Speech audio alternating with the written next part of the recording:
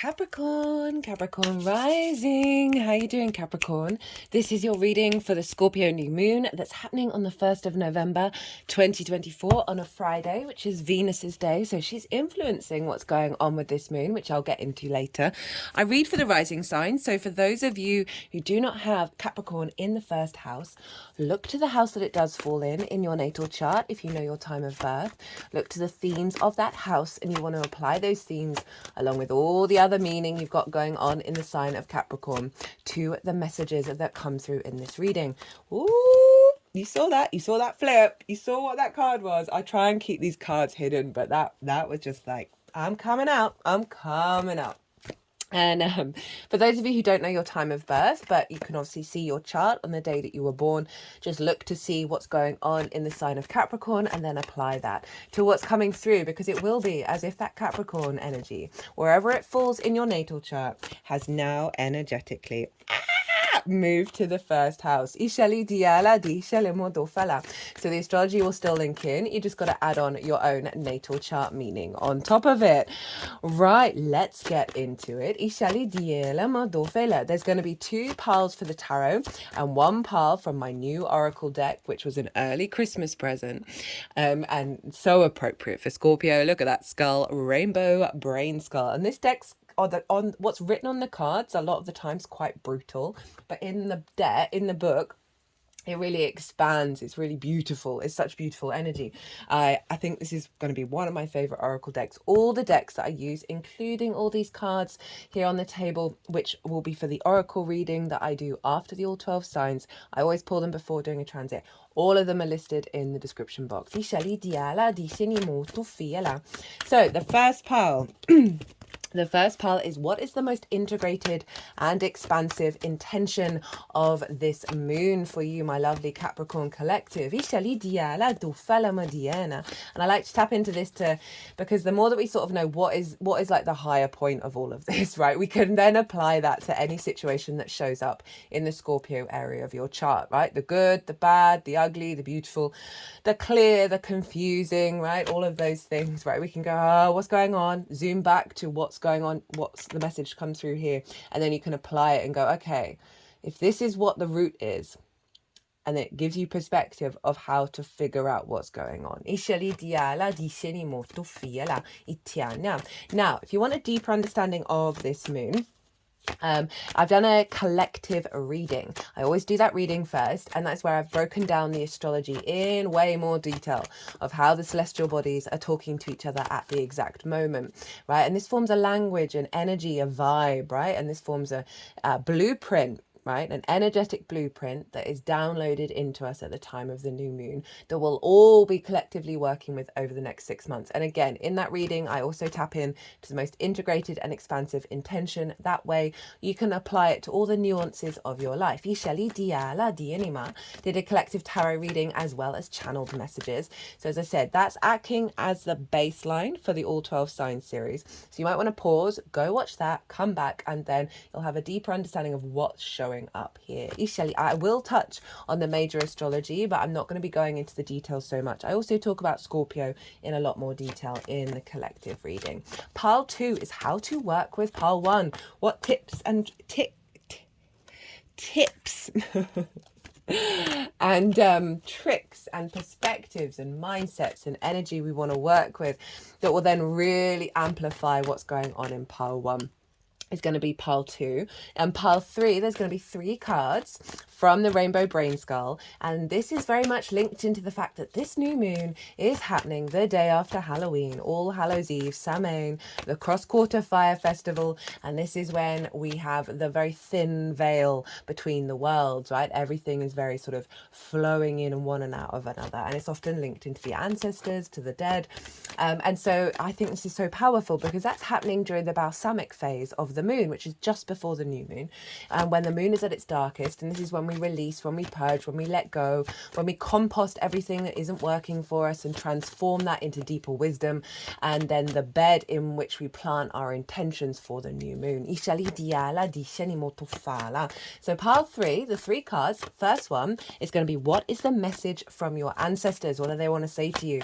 Second one is, what is the message from the unseen realms? And the third is, what do the Fae want to have a chat to you about?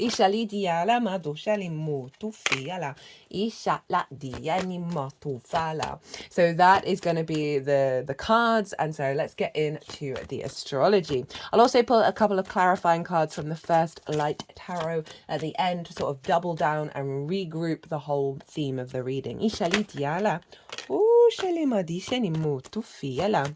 I've been very jumpy for you, Capricorn. I like this. Well, Pluto's involved, right, in your sign. I will get to that. So this moon is happening for my Capricorn risings in your 11th house of hopes and dreams, friends, groups and alliances, and reaping the benefits from your 10th house. It's the house of good spirits. It sextiles your Capricorn energy, wherever that falls in your natal chart. Sextile is an aspect of Venus. An aspect of Venus, which brings back connection, harmony, flow, appreciation, value, creativity, brainstorming. It's just an easy aspect. It's really supportive. So lots of sense of reconnecting to love, desire. How do you connect? What do you want to build? Where do you want to get creative? And so this is with your hopes and your dreams and the embodiment of self for the Capricorn risings. The first house, house of self, right? It's the lens in which you move through the cosmic waters, guided by either your sun or your moon. It's your body, it's your character, it's your sense of self. So a new moon in the 11th house. So intentions you could set to raise your good spirits. Just a blanket, house of good spirits, raising them, just like that's baseline energy. To elevate and understand your hopes and dreams and expand into ways that are beyond the old paradigms of like you're capable of dreaming and hoping of bigger things. Activating the next stage of you implementing and bringing your hopes and dreams into being. Perhaps ones that you've already got going. This is a fresh new energy that comes in, right? Friends, groups and alliances, connections to soul family, you can call that in. Connections to being yourself in groups and more aligned when you're in that group environment. It can if you've got a desire to connect to more people, to bigger groups in regards to your career and life purpose, that's one thing you can do as well. Reaping the benefits from your 10th house, which is just career, life purpose, visibility, reputation, setting intentions to bring in more benefits, to feel more connected to that life purpose and how it's resonating, and then feedback looping into your hopes and your dreams. If you want to do some shadow stuff, because it is Scorpio, you can set intentions for the universe to let you know what needs to be released in terms of limiting beliefs around your hopes and dreams, and let you know what's blocking you from being truly yourself in those groups, drawing towards you that which resonates and that which builds and co-creates, rather than fractions and conflict and drama of the groups. Releasing shadows around blockages of value, right? Well, the reason often why we're not reaping the benefits from our life purpose, our career, is because we don't think we deserve it. Hello and welcome. My name's Chloe. I forgot to do this bit. I obviously cards, astrology, but I channel multi-dimensional energies through my body. You just heard quite an intense energy channel come through. We're dealing with Mars here, who rules Scorpio. The defender of you. And so all of this brings in healing, attunement and activation codes to the messages that come through. So as I said, you could set intentions around releasing that, becoming into awareness, doing practices around that, as well as establishing a stronger sense of value and therefore a deeper resonance with your life path. So that's the themes of the 11th that you can bring in. And the sun and the moon are only really making one aspect, and that's with your ruler, Capricorn, Saturn, over in the sign of Pisces.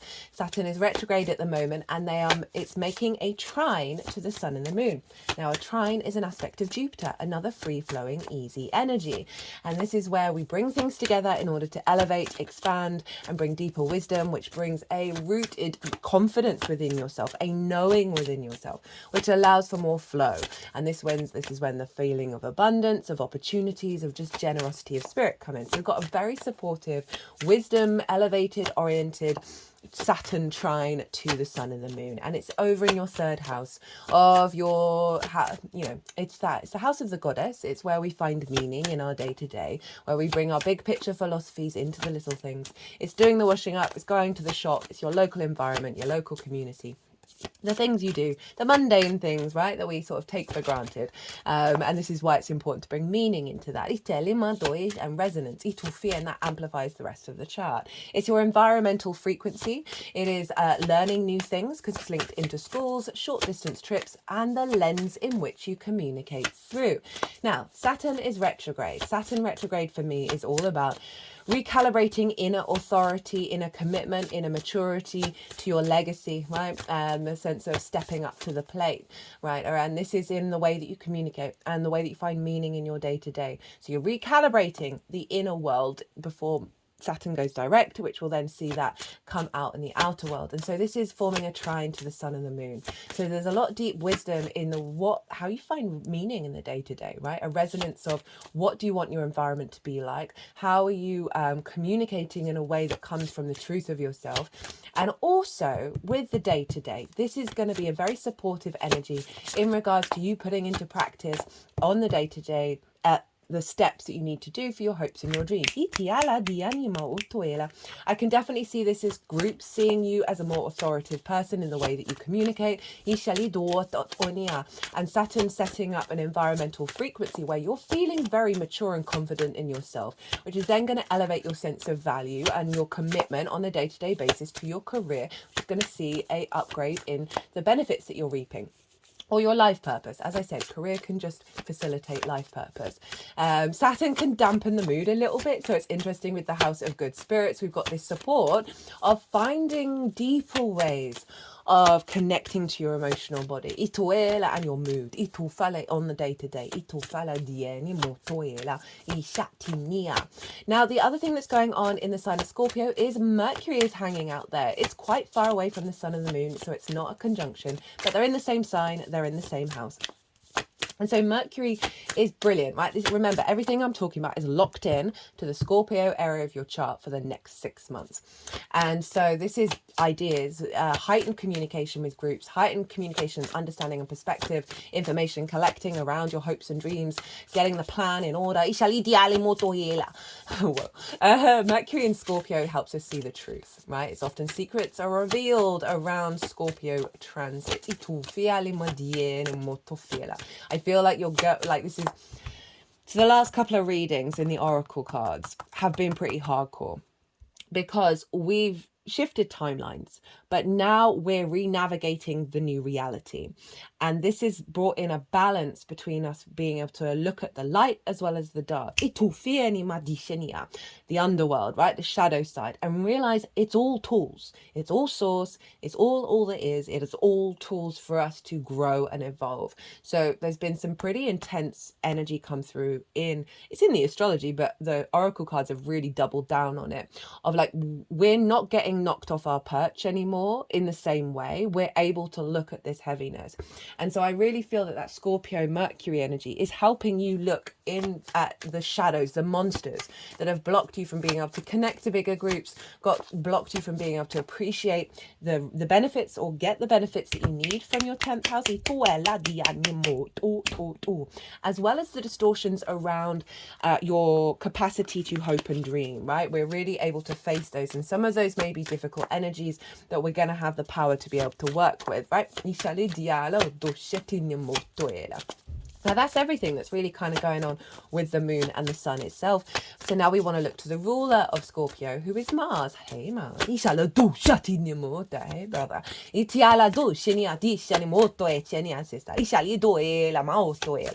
So Mars is over in the sign of Cancer. And this means that all the water signs are being activated.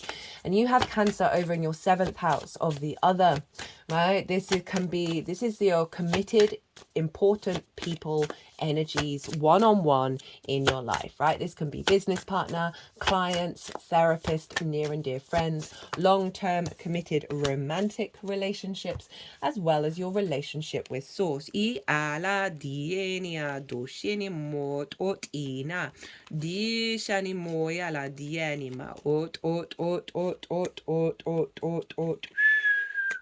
Di shalimo doe di elimo shalimo tofiala di shinimo do shalimo doitinia. What was I saying? Mars in Cancer, 7th house. So, been there for a while. It's going to retrograde in Leo and come back into Cancer. So we're going to be revisiting some things around your motivation, your drive, and your action. I often find this also sees you through your actions aligned with source. You can see yourself doing a lot of things with the other, reflecting on where your motivation, drive, and action and passion has been influenced positively or negatively by your dynamic with the other. So often 7th house transits are acting as a mirror to help you understand who you are in regards to the other and where the distortions are and where the benefits are. So Mars being there is trining Mercury, and they are both trining Neptune over in the sign of Pisces. So this is forming a grand water trine. We've had quite a few of these recently. We've had Mars, Venus, Saturn, Mars, Venus, Neptune, and now we've got Mars, Mercury, Neptune. So collectively, we've all been doing some really intense water work, right? In the emotional body, our sense of love, our flow state, our intuition, our imagination, right? All of this has been doing some deep cleansing as well, and cleansing, like water holds so much memory, so we're helping ease and cleanse the energy that we no longer need in this new reality, transforming that and elevating our emotional body to be so in alignment with that felt sense of this magical reality that we're in. And that's down to the Neptune retrograde and the Saturn retrograde as well as Pluto, Uranus, and Neptune. There's a lot going on that's all to do with it.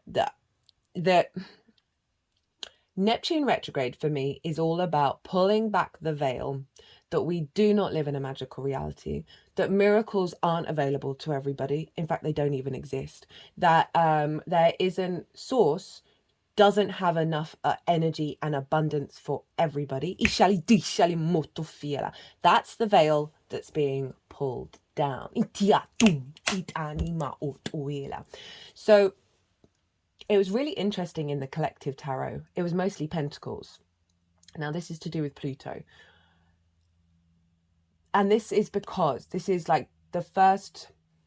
We've got this new moon in Scorpio. Scorpio is fixed water. Those fixed core emotions within you are getting an upgrade, right? And so, again, tying in with the fact that Halloween, Day of the Dead, the unseen realm, veil is thin, is happening just before it. This genuinely blows my mind. That the upgrade that we're getting with the Scorpio moon is serving us to build from a place of abundance. So we have Mercury, Mars, Neptune, hopes and dreams, friends, groups and alliances, reaping the benefits from your 10th house. 7th house of your motivation and drive to work, collaborate with others, understanding who you are in regards to the other, a stronger commitment, to work with people or energies that bring you nourishment, that fulfill your needs. All pulling down into Neptune, who's pulling back the veil that you don't get miracles on a day-to-day basis, that you don't get downloads and synchronicities and ideas and wisdom coming through in the way that you communicate, that the way that you communicate doesn't create miracles. Think of the way that you communicate with yourself. Healthier conversations that are connected more into abundance, in regards to working with the other. So for some of you, this might be working one-on-one with somebody, maybe source, that are facilitating, that you're putting into practice on a day-to-day basis, that is facilitating the hopes and dreams, as well as releasing any blockages around your motivation and drive and actions that's been because of the other, right? A messed up romantic relationship, friends that may have stabbed you in the back, heartbreak over your connection to source, however that shows up, not getting enough clients, not being able to be intimate and to be connecting on a one-to-one basis that serves your energy as well as the other. Mars can help clear that out and pull back the veil that was a distortion, that was not really the truth of you. So Mars is opposite Pluto in your sign, Capricorn, right? And they are both squaring Juno over in the sign of Libra, right? This is forming a T-square. So we've got the Pluto-Mars opposition all squaring up to Libra up in your 10th house where Juno is. And Juno represents commitment, your ride or die. So we have this very powerful T-square, and the release point is the end of the T, which is where Juno is in Libra. 10th house. Visibility, reputation, how the big outside world sees you, bosses, career, life purpose, right? Career doesn't have to be life purpose. It can just facilitate it. That Pluto is reorientating the truth of who you are, your rooted power, your magnetism. Probably brought up a lot of fear, paranoia, obsession, possession, distorted power dynamics in the process. Just know, oh my God, I'm so sorry, Capricorn, but it's over soon. This is just part of the process. You are magnetizing your proper root power. I cannot recommend enough the Pluto and Capricorn transit series. It's in its own playlist. It's easy to find, especially the oracle reading. And this is because Pluto's making harmonious aspects to both Neptune and Uranus. They're all in cahoots with one another in a really easy, free-flowing, elevated way. And they're all in yin signs. And they're all going to be moving into yang signs and doing the same thing. Now, I talk about what this is all about in that oracle reading in a lot more detail. I cannot express enough how we are living at a fundamental shift in the archetypal understanding of reality.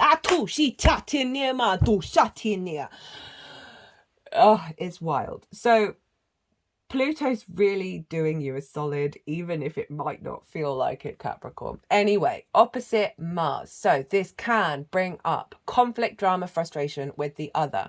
Distorted power dynamics. Distorted uses of power. Just know this is all bubbling to the surface, especially in the lead up to the new moon, in order to be transmuted. We've got a duplicate of a card that showed up in the Aries full moon oracle reading. It says right use of power, crown games. And this is so Pluto Mars in its more of its difficult polarity. But the good side, not the good side, I don't like using good or bad, I really don't.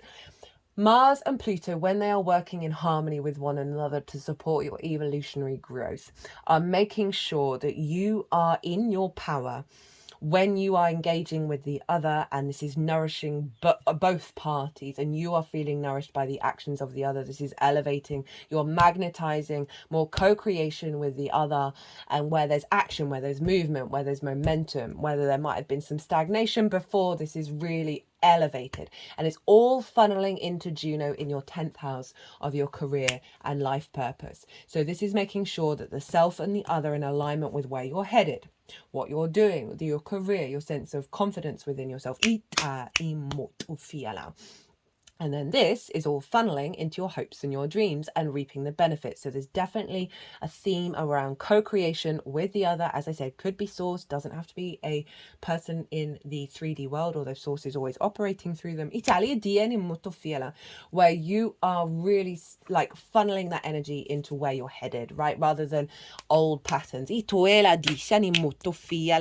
Now, Venus is ruling, well, she's influencing this moon because this moon is happening on a Friday, and that's Venus's day. Mars and the moon are in mutual reception. Forgot to mention that. It was the same with the Aries full moon. They're in each other's signs. They're in each other's realms. So they're on psychic hotline with each other. They're facilitating each intention. They're helping smooth the journey through the landscape. that they're in. And so our intuition, our emotional body, whether our needs are being met or not, our nourishment and how we give and receive it, is in alignment with our motivation, drive and action around with the other and hopes and dreams. So building that serve your nourishment and your needs. Now back to Venus. Sun and Moon ruling the whole chart. But it's Venus's day, so she's having a greater influence on this than she normally would. And she's in Sagittarius, conjunct Pallas Athena, who's about embodied wisdom and long-term strategy. This is in your 12th house, your hidden house, your house of mysteries, things going on behind the scenes, the unseen realms, the unconscious spaces. In those unconscious spaces are trauma responses and limiting beliefs. There's no getting around it. And that's why anxiety and depression can show up in the 12s. Themes of loss, grief, isolation, all of that good stuff, you know, but underneath all of that is the root energy of your soul, the magic of your soul. And it's the cosmic joke of the universe to put that underneath all the trauma responses. It makes sense. We're on an evolutionary soul journey. We're hiding that in order, and we have to do certain tasks to get there. And so Venus is there. And so we, in those unconscious realms, we can form a lot of love languages, a lot of distortions from our parental fingers from our ancestors that then recreate in all our relationships with the outside world, with source, romantic, friends, all of those things. And Venus is about connection. She is about relationships, about harmony. And she's in a very passionate, wild Sagittarius. But it's with Pallas Athena, which is about long-term goals, embodied wisdom. They're almost exactly conjunct. So there's this influence of I love Venus in the 12th. She tends to tidy up the unconscious spaces and draws more connection to the magic of your soul. And you find more appreciation and value of why things are the way they are and how to release them. So Venus and Pallas Athena are influencing this moon of making sure that you are tapping into the magic of your soul. You're helping release that sort of longer term goals and not the knee-jerk reactions from unconscious spaces that may have distorted the way that you hope and dream, the way that you connect, and the way that you receive the benefits of your life purpose. So that's really doing everyone an absolute solid. Right, so cards are out. Just gonna, the energies that I work with, they are, I think actually I've already done this. Apologies, there's a lot I'm trying to transmit. First pearl. So the most integrated and expansive intention of this moon. We have the Four of Wands, the High Priestess. This was the card that came flying out first. The Fool and the Knight of Pentacles. Really like this energy. So the Four of Wands, this is about celebration of milestones. But I link this into the harvest, that all these figures, they over the year have tended to the crops, right? And now they're at that point where they're reaping what they're sowing. And they're about to go and celebrate the big bounty, the boon that they've got. So there's something around you having done a lot of hard work, but maybe not necessarily seeing the results.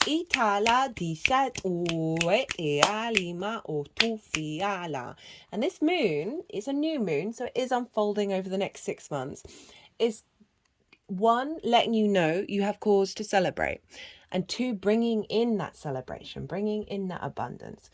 When this card shows up, it's the root energy, so it is saying about putting in hard work and having the results of it and celebrating it. This also can be about commitment, right? A milestone. So there may be a pay rise, a new job, a new relationship, an elevation of relationships. So kind of big, well, whatever hope and dream is, there's something that's come to elevation. But as a sort of tool over the next 6 months, I want you to celebrate all the little things. I want you to celebrate all the tiny little milestones to really bring that energy in and realize you do have things to celebrate. You have done the hard work, and congratulations, Capricorn. High Priestess. You are drawing towards you that which brings you abundance and fertility. And you're not, it's coming from the root energy of you. This is the moon's card. And when I love this when this shows up, because it's really saying get out of your head. Don't worry. It feels like there's been some anxiety and some worry, not surprising, with Pluto in the first. And this card showing up saying, chill, you're good. You're good. You're doing what you need to do. What's coming towards you is coming towards you. And not to over freak out and over worry about the rational side of the world. It's also heightened intuition.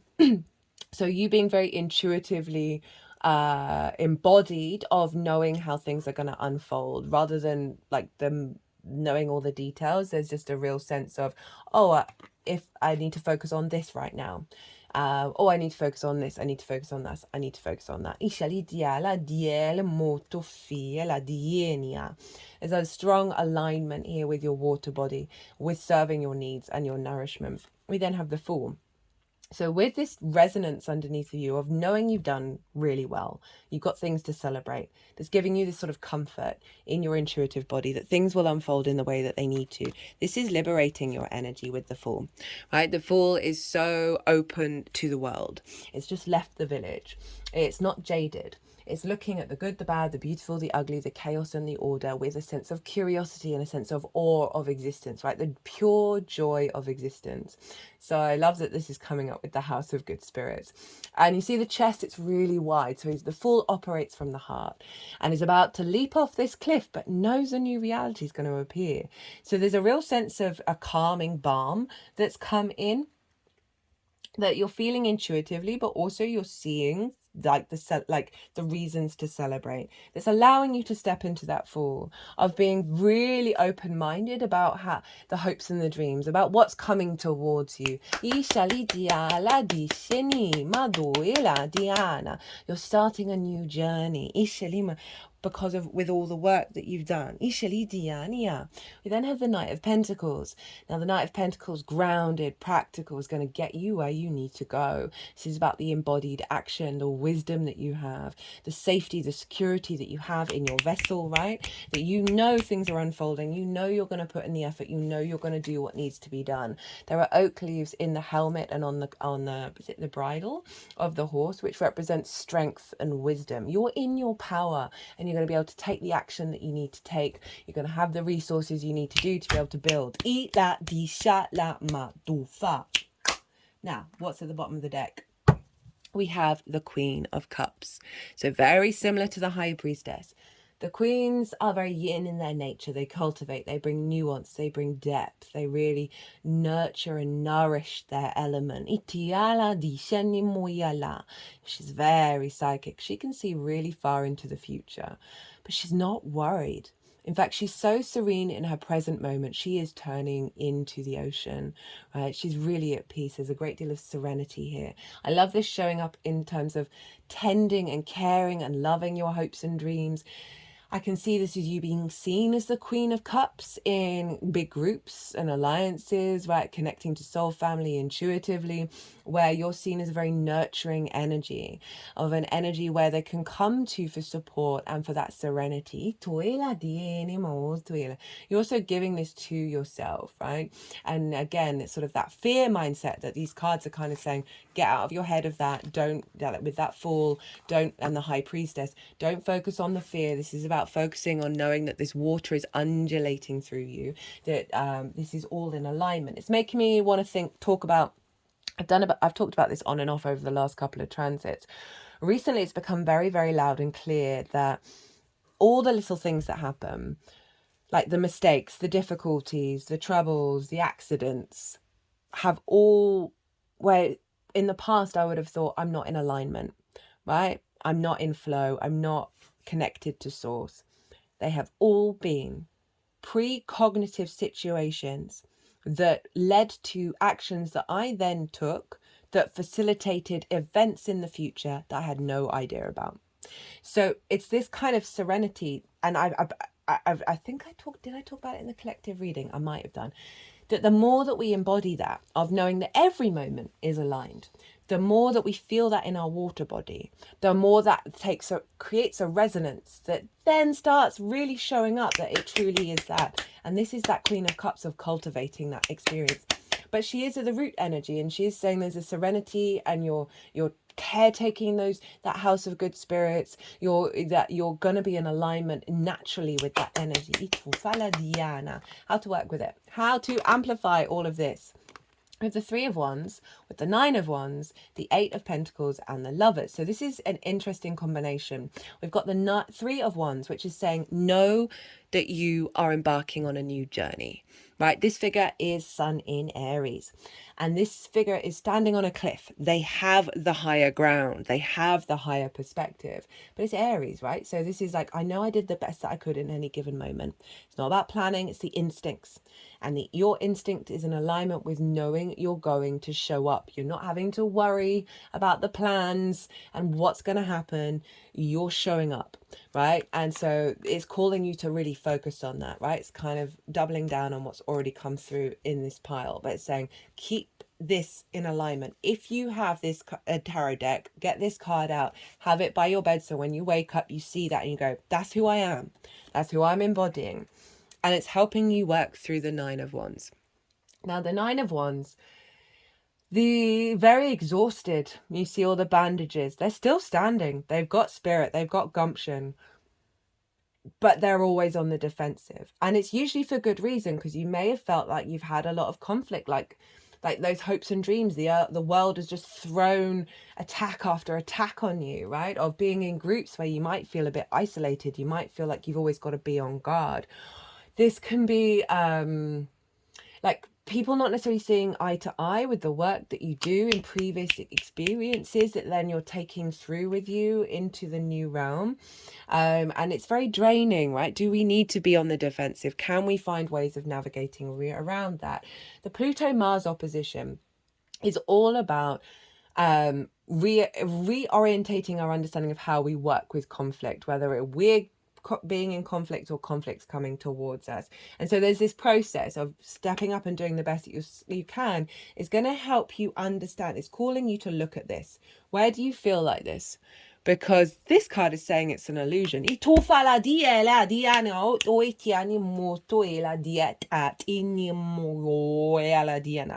know, you got Mars over in the 7th, so it might be something around the one-on-one relationships where you feel like you're battle weary of it all. And with these 3 cards of like, this is you, that's allowing you to reflect on this and to refine beyond the 9 of Wands, right? This is about stepping up to your own experience and embodying it and refining the earthly realm, refining your existence in the 3D realm, putting things to practice on a day-to-day basis, whistling while you work, of building on this, releasing this, and stepping into the Lovers. And the Lovers, well, there we go. That can be something about the other that's coming through, but this is about making the right choices. It's the integration of the masculine, feminine spirit, all in alignment, the Holy Trinity, to go climb that mountain. Now, who's the mountain goat, Capricorn? That's you. So there's something really through this process that you get into a stronger alignment with yourself. That means you're confidently making the right decisions that serve you in that 11th house of how you interact with groups, how you perceive the benefits that you're reaping, how you make decisions around your hopes and dreams. There's a real big alignment there of making the right decisions.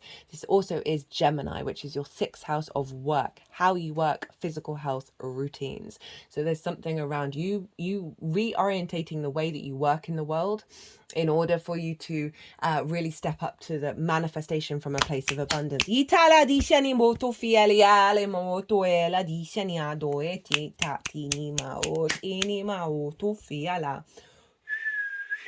Okay, so what's at the bottom of the deck? From the brain crystal, what is it? Rainbow Brainskull.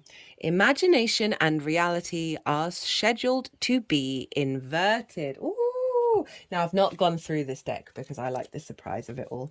Ishali, so this is a new one. I've not had this one come out yet. Itoela. Number 48, so that's a 12, which is a 3, so the unity of self. Soon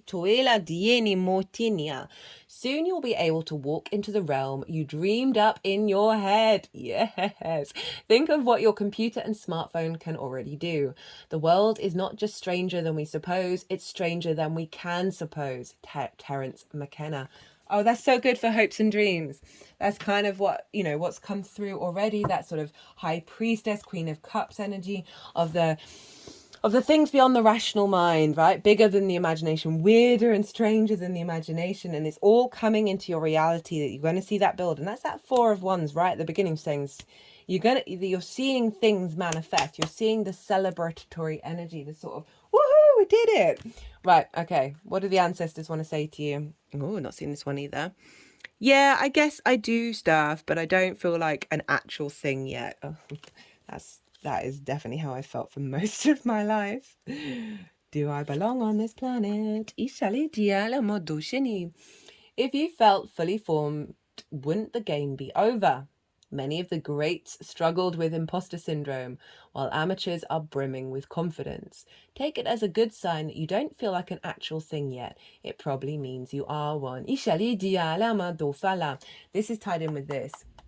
Of right, perhaps feeling like things are starting moving forward, of coming your way, that you're not worthy of them, right? That you're not you don't deserve them. Also, that the wounds that I was saying around reaping the benefits from the 10th house of your imposter syndrome, of your career and your life purpose. This is a great card to realize, actually, no, that does, because you're feeling that, it does mean you're going to get the rewards coming. That's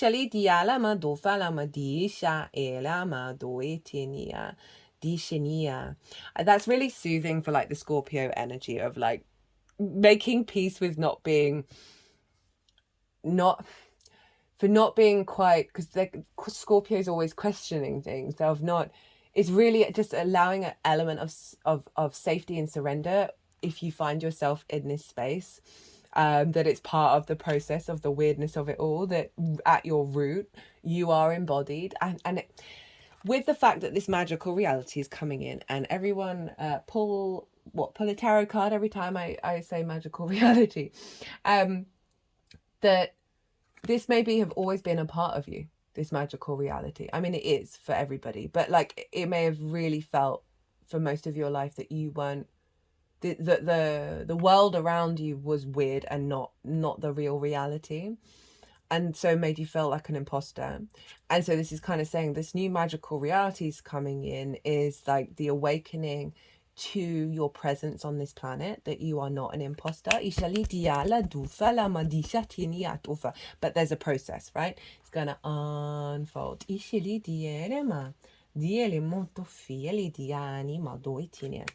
what does the overall unseen realm want to tell you? You never get there and you never stay here. Oh, I love that image. You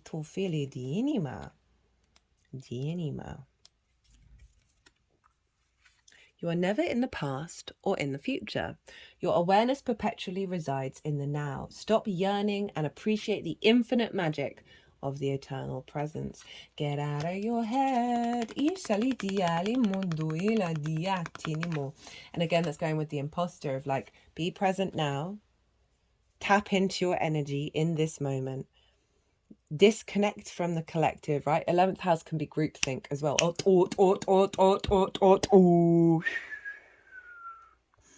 And realign to your frequency, your weirdness, your wonderfulness. And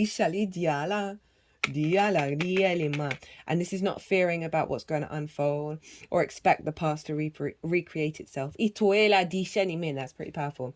Okay, what do the Fae want to say? Oh, number 1.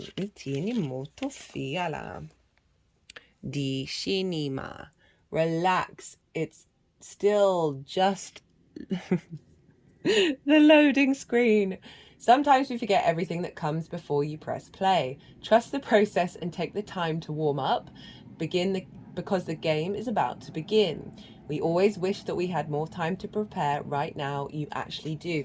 So the preparation for this new magical reality to unfold, get to grips with it, realizing you are integrating, right? New moon. You are defragging and reconnecting back to the truth of your weirdness, and allowing that to come through, and therefore really be ready for the game. Right, let's get a couple of qualifiers from the First Light Tarot. My lovely Capricorns, get ready.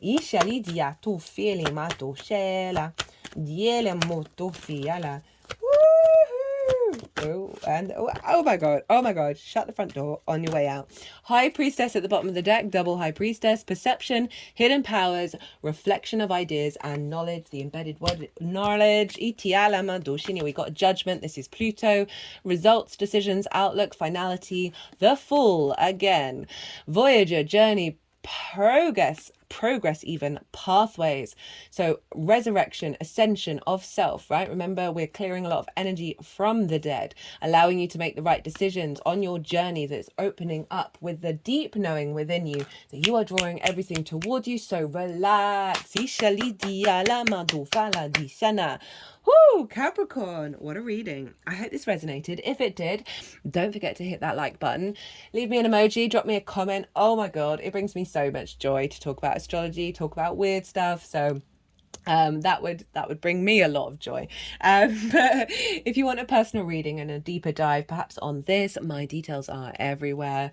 Other than that, Capricorn, be good to yourselves, be good to those around you, safe travels, and be well until we meet again.